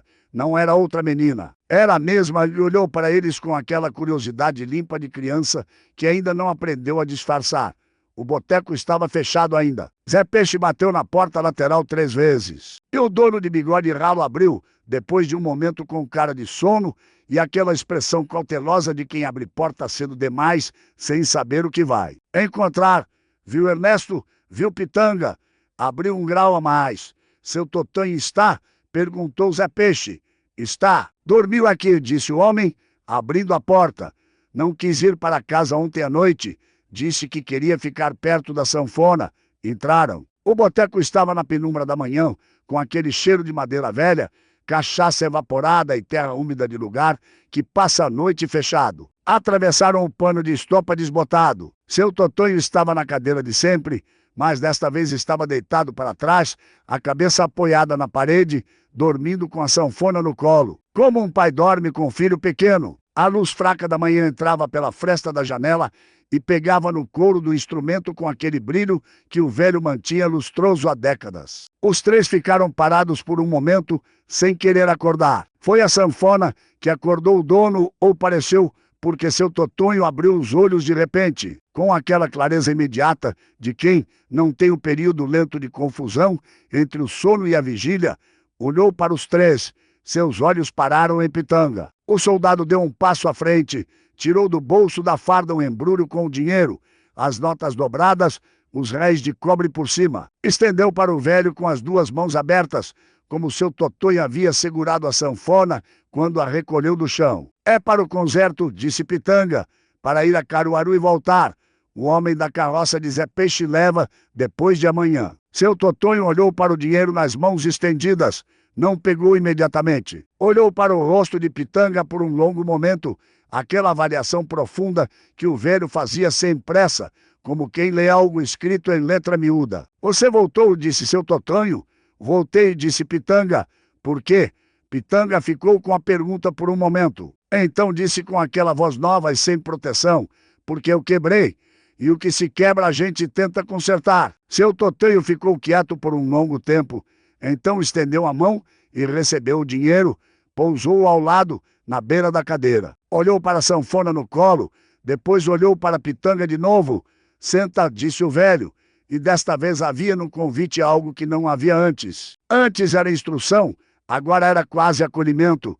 Pitanga sentou no banquinho, Ernesto encostou na parede. Zé Peixe ficou na porta, com aquela presença discreta de quem sabe que não é o centro da cena, mas precisa estar perto. Seu Totonho passou as mãos pela sanfona devagar, então começou a falar, não sobre o casamento dessa vez, não sobre Lampião, sobre a primeira música que aprendeu, sobre o avô que lhe ensinou, sobre a primeira vez que tocou numa festa e viu uma mulher velha chorar sem saber por quê, só porque a música havia chegado num lugar que as palavras não alcançavam. E Pitanga ouviu de verdade, com aquela atenção que havia custado tanto para aparecer e que agora estava presente, como se sempre tivesse estado ali, esperando a hora certa. Ernesto ouviu também e sentiu que estava finalmente aprendendo a língua do lugar onde havia pisado. Amanhã passou dentro do boteco como água passando por pedra, devagar, constante, deixando marca sem barulho.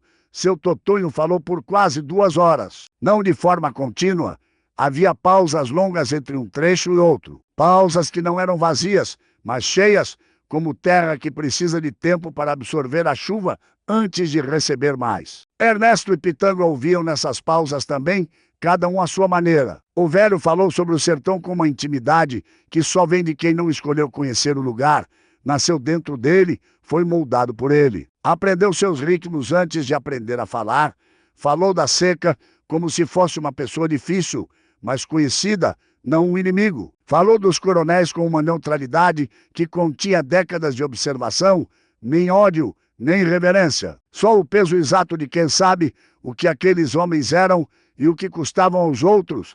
E falou de Lampião de uma forma que Ernesto nunca havia ouvido. Não o monstro dos relatórios, não o herói dos causos exagerados. Falou de um homem que havia nascido num mundo que não lhe deu escolhas limpas e que havia feito dentro dessas escolhas sujas algumas coisas que eram crueldade e outras que eram código. E que às vezes era difícil distinguir as duas, porque o código daquele homem havia sido forjado num lugar onde crueldade e sobrevivência andavam juntas. Há gerações. Lampião não é bom nem mal, disse seu Totonho em determinado momento. É real. E real é mais difícil de entender que bom ou mal, porque real não cabe numa palavra só. Pitanga ficou quieto depois disso por um longo tempo. Então disse, no Recife a gente aprende que ele é assassino e bandido, que matar cangaceiro é limpar o sertão. Eu sei o que ensinam, disse seu Totonho sem julgamento. Pergunta, quem ensinou isso já esteve aqui. Pitanga pensou. Não sei. Eu sei, disse o velho. Não esteve. Porque quem esteve aqui aprende que limpar é palavra que serve para esconder o que realmente está sendo feito. Pausa. Não estou dizendo que Lampião é santo. Estou dizendo que a história dele começou antes de ele pegar numa arma e essa parte quase ninguém conta. Foi Zé Peixe, da porta, quem completou com aquela concisão de quem resume o essencial. Família de Lampião foi destruída por Volante quando ele era menino. Pai morreu, irmão morreu. A lei que deveria proteger foi a mesma que perseguiu. Pausa. Quando a lei te persegue, você aprende a lei do sertão, que é diferente, mas é lei do mesmo jeito. Pitanga ficou olhando para o chão de terra batida por um longo momento. Então ele não começou querendo isso, disse o soldado, quase para si mesmo. Quase ninguém começa querendo, disse seu Totonho. O sertão não pede licença para mudar a gente. Muda e pronto. O sol havia subido e o calor começava a entrar pelas frestas do boteco quando Ernesto se levantou. Olhou para o relógio de bolso que carregava, herança do pai, a única coisa que havia trazido do Recife com valor sentimental. E viu que estavam com pouco tempo antes do prazo de Brandão. Seu Totonho, disse ele, a sanfona vai estar pronta para ir depois de amanhã? Vai, disse o velho, vou embrulhar com cuidado. Tem que ir bem protegida, porque a estrada de carroça trepida e o madeiramento já está frágil. Eu cuido, disse Zé Peixe. Conhece o Antônio da carroça há anos. Ele sabe tratar de coisa frágil. Ernesto assentiu, então olhou para Pitanga. Temos que ir. Brandão move a coluna ao meio-dia. Pitanga se levantou do banquinho. Ficou parado por um momento, olhando para seu Totonho. Havia no rosto do soldado uma expressão que Ernesto reconheceu. Era a expressão de quem quer dizer algo e não encontra as palavras à altura do que quer dizer.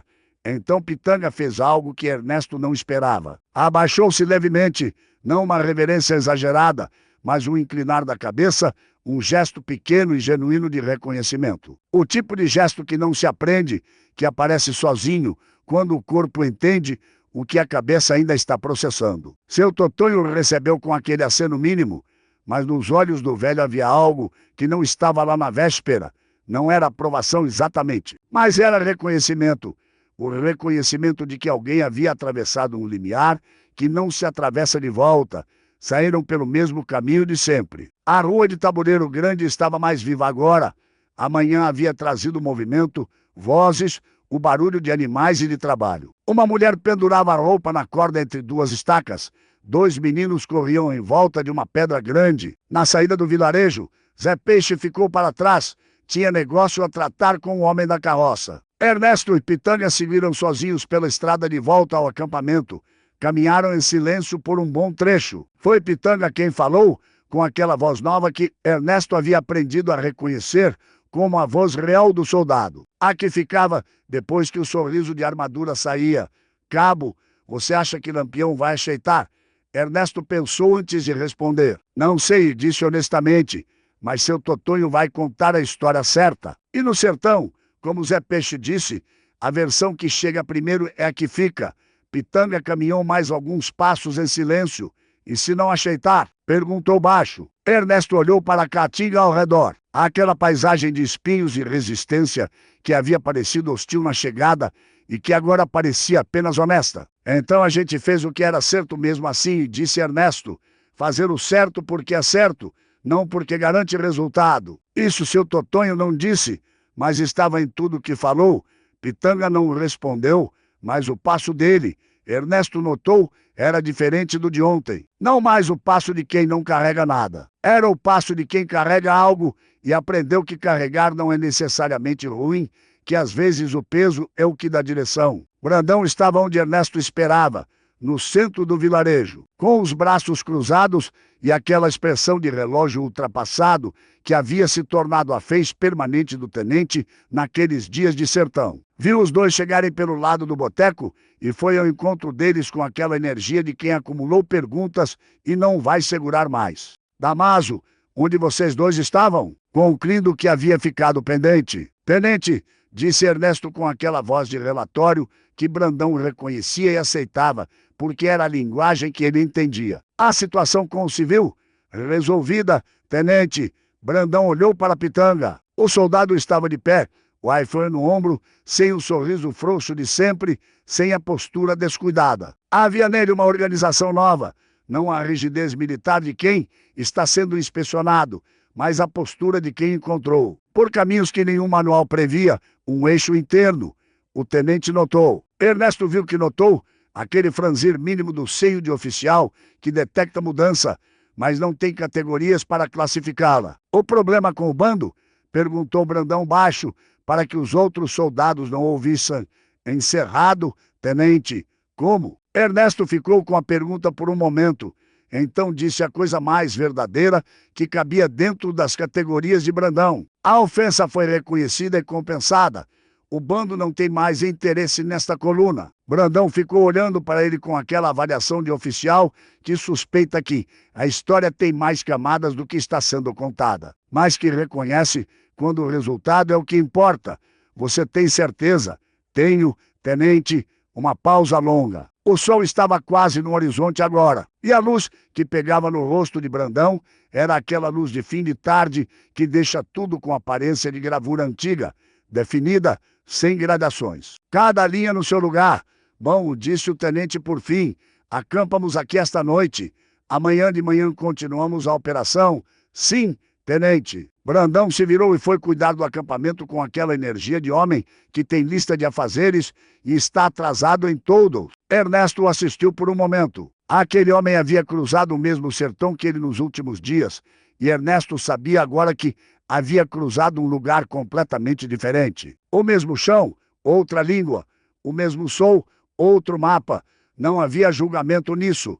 Era apenas o que era. A noite chegou com aquela velocidade do sertão, não gradual como no litoral, mas decidida. Como se o dia simplesmente concluísse que estava feito e fosse embora sem cerimônia. As estrelas apareceram todas de uma vez, o céu fundo e estrelado que Ernesto havia aprendido a reconhecer como o teto daquele lugar. O acampamento se organizou com o ritual habitual de tropa, fogo, comida, turnos de sentinela. Os soldados conversavam em grupos pequenos, alguns jogando cartas, outros dormindo cedo com aquela capacidade de desligar que o cansaço físico ensina. Ernesto ficou sentado perto do fogo com o caderno que carregava desde o Recife e que havia usado pouco. Era caderno de anotações operacionais, para registros de marcha e informações de campo. Abriu numa página em branco e ficou olhando para ela por um momento. Então começou a escrever, não relatório, não protocolo. Apenas o que havia acontecido, com as palavras que encontrava, sem a linguagem militar que tornava tudo mais simples do que era. Escreveu sobre seu Totonho, sobre a sanfona de 70 anos, sobre o casamento de julho de 1929 numa fazenda escondida entre dois morros com música que durou até o sol raiar, sobre Lampião sentado no chão de terra batida, perguntando se alguém tinha medo, respondendo que respeito era melhor, sobre a letra difícil num bilhete amassado assinado com o nome de batismo. Escreveu sobre Pitanga, sobre o sorriso que era a armadura e o rosto que ficou quando a armadura caiu, sobre os 8.000 réis tirados do bolso com as duas mãos abertas, sobre o aceno de reconhecimento diante do velho. Escreveu sobre si mesmo, sobre o abismo entre os relatórios e as imagens reais, sobre a língua do sertão que havia passado 23 anos sem aprender e que havia começado a soletrar naqueles dias, sobre ficar parado quando a sanfona caiu e carregar esse peso junto. Escreveu por uma hora com a letra pequena e regular que o pai havia lhe ensinado, enquanto o fogo diminuía ao redor e os soldados dormiam um a um. Quando parou, fechou o caderno e ficou olhando o fogo por um tempo. Zé Peixe apareceu, como sempre, sem ser chamado. Sentou ao lado sem dizer nada por um bom momento. O fogo estava baixo, quase brasa, com aquela luz vermelha que no sertão parece mais antiga que qualquer outra coisa. Você vai continuar na campanha? Perguntou o caboclo por fim. Hein? Por enquanto, sim, disse Ernesto, mas não da mesma forma. Como assim? Ernesto ficou pensando como explicar. Cheguei aqui com um mapa, disse por fim. Achei que o mapa era o lugar. Agora sei que é só papel. O lugar é outra coisa. Zé Peixe ficou quieto por um momento. O que você vai fazer com essa diferença? Ainda não sei, admitiu Ernesto. Mas sei que não dá para desaprender. Uma vez que você aprende a língua de um lugar, você não volta a ser o que era antes de saber. O caboclo assentiu, aquele aceno do sertão que valia por páginas. Tem nome para isso no sertão? Disse Zé Peixe depois de um tempo. Qual? Diz que a pessoa virou sertaneja por dentro. Pausa. Não é insulto nem elogio, é só o que é. Uma vez que o sertão entra, fica. Ernesto ficou olhando para o fogo que estava virando brasa, para as estrelas que cobriam o céu do horizonte a horizonte, para a caatinga escura ao redor que guardava seus segredos com aquela paciência de coisa que existe há muito mais tempo que qualquer pessoa que passa por ela, e sentiu pela primeira vez, desde que havia chegado ao Nordeste, que estava exatamente onde precisava estar. Não porque era confortável, não porque era seguro, porque era verdadeiro. E verdadeiro, havia aprendido naqueles dias, era mais difícil que bom ou mal, mas era o único que durava. A sanfona voltou de Caruaru em 8 dias, como Zé Peixe havia prometido. Ernesto soube porque Zé Peixe mandou palavra através de um tropeiro que cruzou com a coluna numa estrada de terra entre Tabuleiro Grande e Serra Negra. Uma mensagem de 3 palavras carregadas num pedaço de pano dobrado. Sanfona chegou boa. 3 palavras que carregavam 8 dias de espera, 70 anos de história e o peso inteiro daquilo que havia sido quebrado e consertado. Não só no madeiramento interno, mas em outras coisas que não tinham nome no vocabulário dos relatórios militares. Ernesto guardou o pano no mesmo bolso, onde havia guardado o couro com o desenho da sanfona, os dois juntos, um sobre o outro, o aviso e a resolução. A coluna havia continuado sua operação pelos dias seguintes, seguindo trilhas que levavam a hora nada. Ora sinais frescos que se dissolviam antes de virar confronto. O sertão continuava seu jogo de revelar e esconder. E a campanha militar continuava sua dança de perseguir e perder, aquela dança que Ernesto compreendia agora de forma diferente. Não como fracasso de estratégia, mas como consequência de tentar impor uma lógica sobre um lugar que tinha sua própria. Brandão havia recebido ordens de retornar a Recife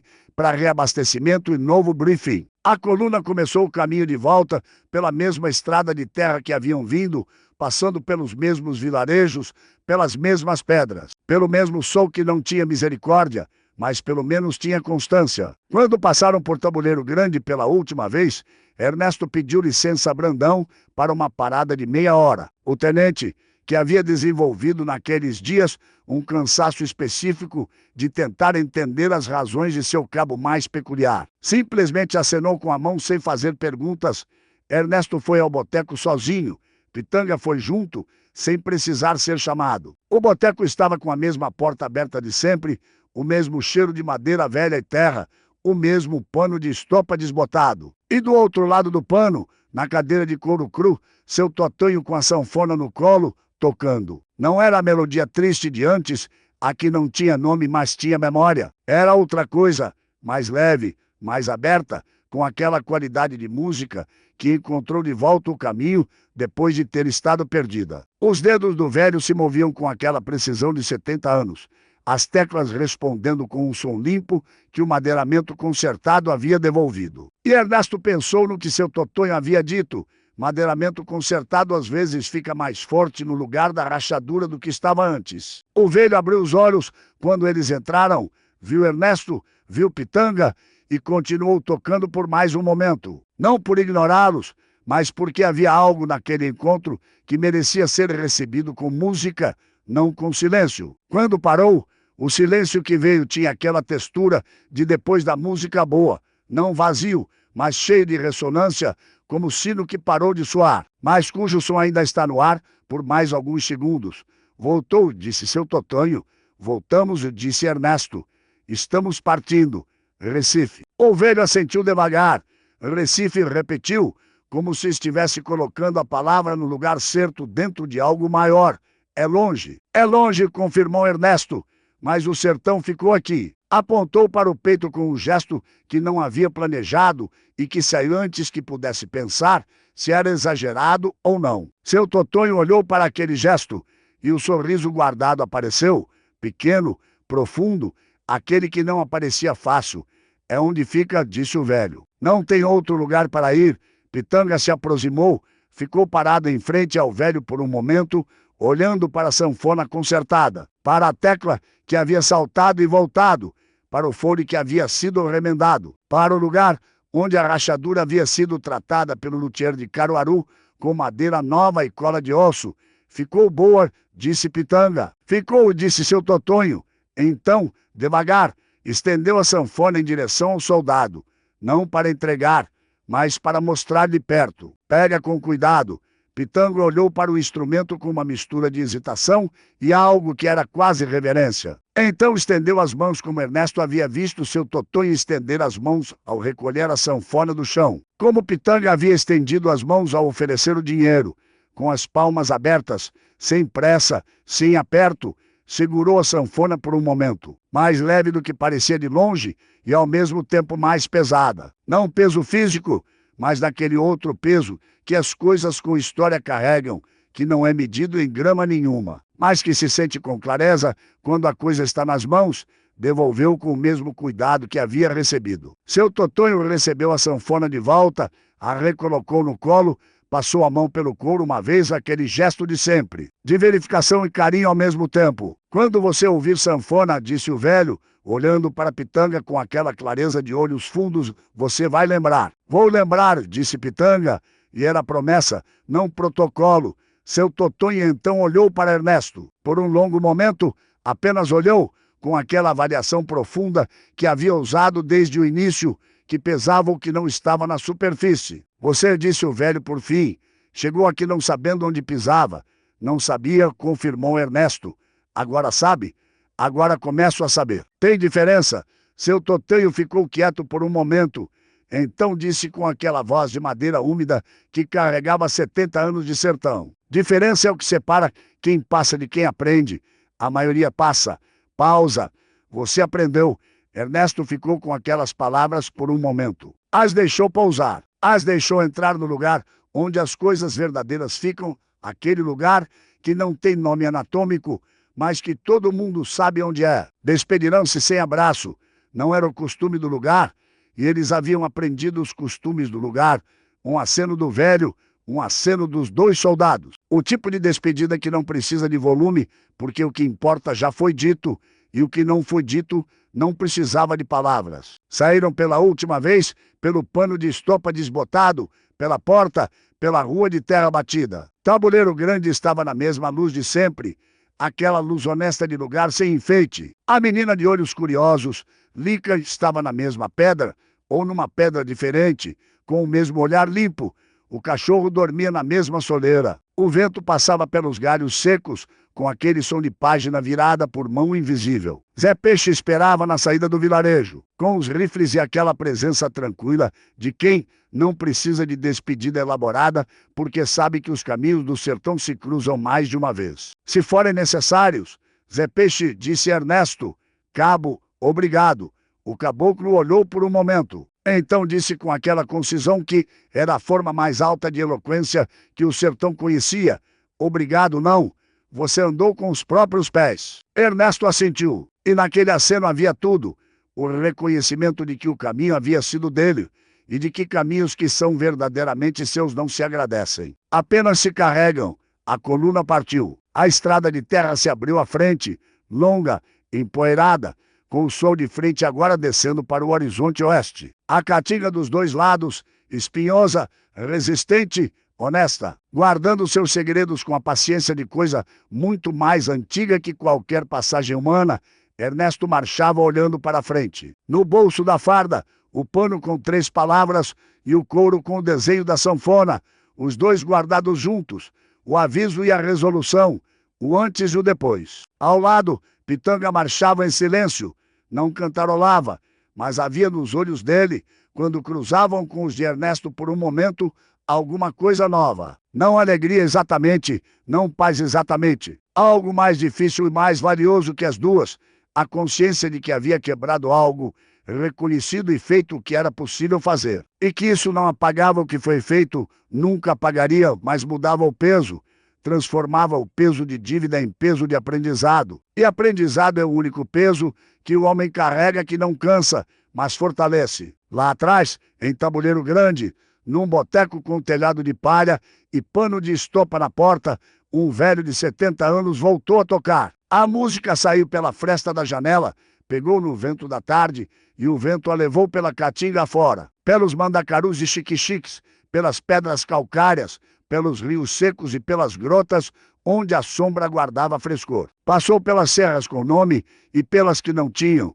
Passou por onde Lampião havia passado e onde ainda passaria. Passou por onde a seca havia matado e onde a chuva, quando viesse, faria nascer de novo. A música da sanfona concertada, mais forte no lugar da rachadura. Como o velho havia dito, atravessou o sertão inteiro naquele entardecer de fim de tarde, chegando a ouvidos que a reconheceriam e a ouvidos que ouviriam pela primeira vez, e a ouvidos que ainda não existiam, mas que um dia nasceriam naquele lugar e aprenderiam, como todos que nascem no sertão aprendem, que a música não é enfeite, é o fio que liga o que foi ao que é a memória que não cabe em palavras, É o que resta quando tudo mais racha. É o que carrega o nome de Virgulino numa letra difícil de bilhete amassado. É o que um velho guarda nas mãos cheias de nós, depois de 58 anos. É o que um soldado jovem ouviu de verdade pela primeira vez numa manhã de sertão e nunca mais conseguiu não ouvir.